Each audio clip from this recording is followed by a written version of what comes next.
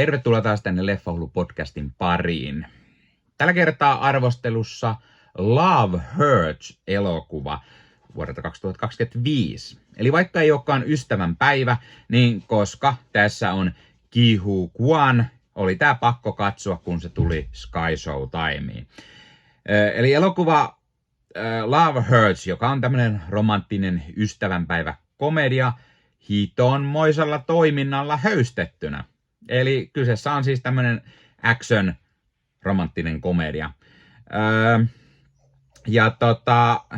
Ensinnäkin Ke Huy Quan on aina mahtava, ja niin hän on myös tässäkin. Hän esittää Marvinia, joka on tämmönen entinen rikollinen ja joku hitomoinen tappaja. Mutta on jättänyt sen elämän taakseen, ja nyt hän on tämmönen romanttinen hölmö kiinteistövälittäjä. Kun hänen tää entinen työ ja hänen tuttavansa Rose tulee takaisin ja vannoo hänelle ja kaikille kostoa. Tää on se leffa niinku pääjuoni. Ja kun tää kaikki sidotaan vielä tämmöiseen romanttiseen ystävänpäiväkomedia-hupailuun, mutta ihan helkutin kovan toimintaa, jos veri lentää ja jengiä kuolee oikein urakalla. Siis ensinnäkin tää on tosi jännä idea tällaiseen elokuvaan. Se on vähän niin kuin täydellinen ystävänpäiväleffa. Mennä toisen puoliskon kanssa katsomaan. Siinä on molemmille jotain. On romanttista menoa ja meininkejä, on hitommoista väkivaltaista toimintaa.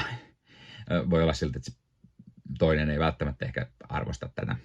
No joo.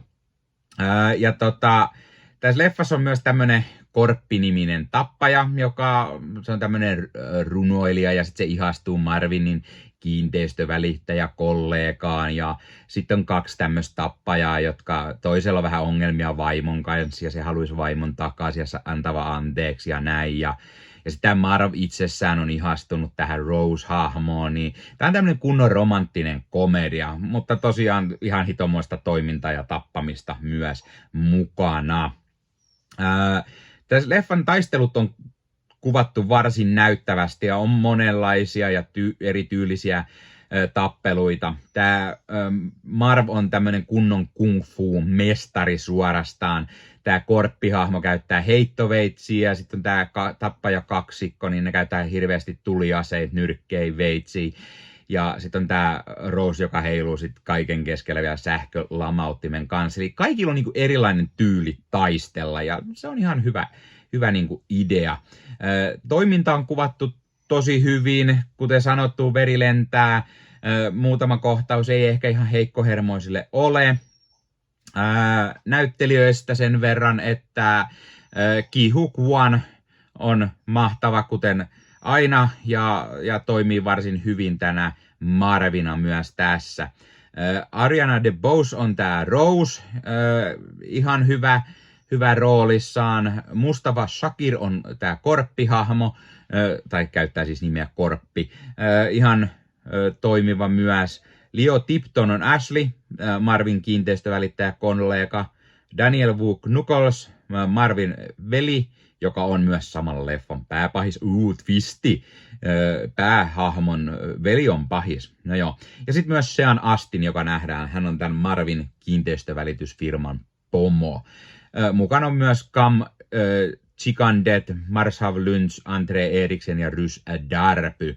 Tämän elokuvan on ohjannut Jonathan Eusebio, joka nimi ei sano itselle mitään. No, se johtuu varmaan siitä, että hän on taas tämmönen entinen stuntmies, stuntkoordinaattori, josta on tullut ohjaaja, ja tämä on hänen ensikoisohjauksensa.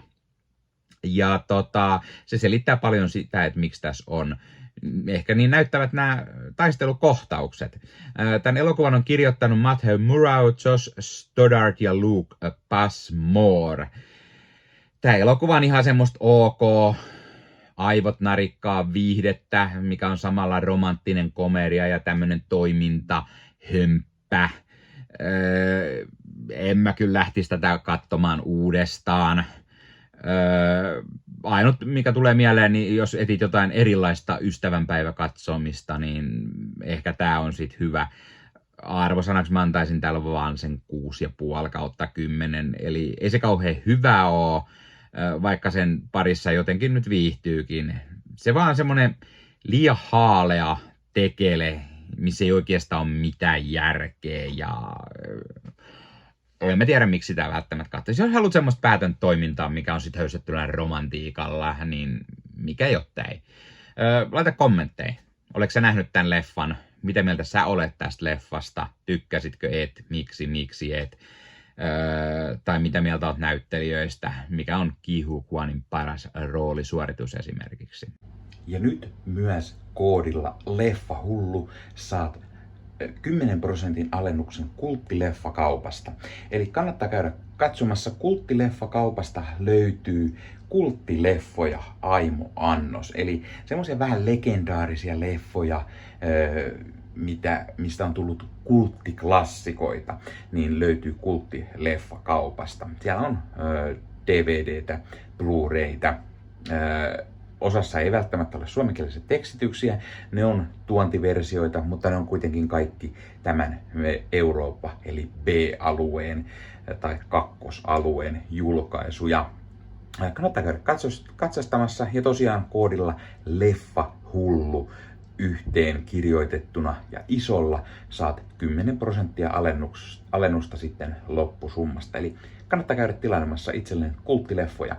Kulttileffakauppaan kanssa tehdään myös kaikennäköistä muuta kivaa lähiaikoina.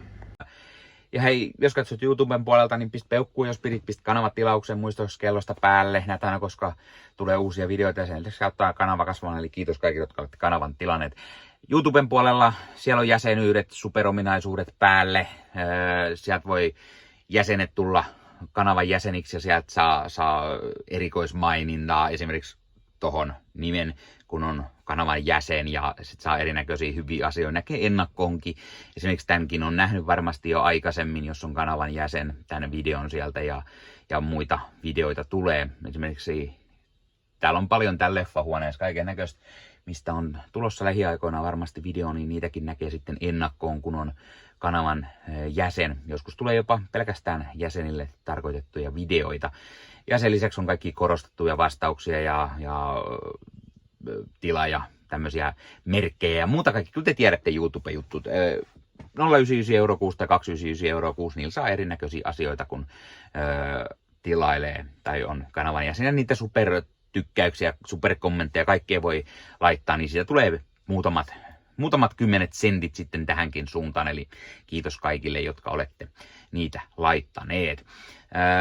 Ottakaa LEFFAHULLU somekanavat haltuun, Instagrami, TikTokki, Facebook-sivusto, jäne. Meikäläinen tekee Marvel Podcast Suomea, Star Wars Podcastia ja sitten sen lisäksi meikäläinen kuuluu Leffamediaan, jos on yli 30 sisääntuottajia, jotka rakastavat leffoja ja sarjojen katsomista, niiden arvostelemista ja kaikkeen leffoja ja sarjoihin liittyvää. Sieltä löytyy leffa- ja sarja-aiheiset uutiset, huhut, trailerit, sieltä löytyy haastatteluja, kaikennäköistä leffa- ja sarja-aiheesta. No niin, tämä oli LEFFAHULLU podcast tällä kertaa. Ei muuta, ensi kertaa. Se on moro.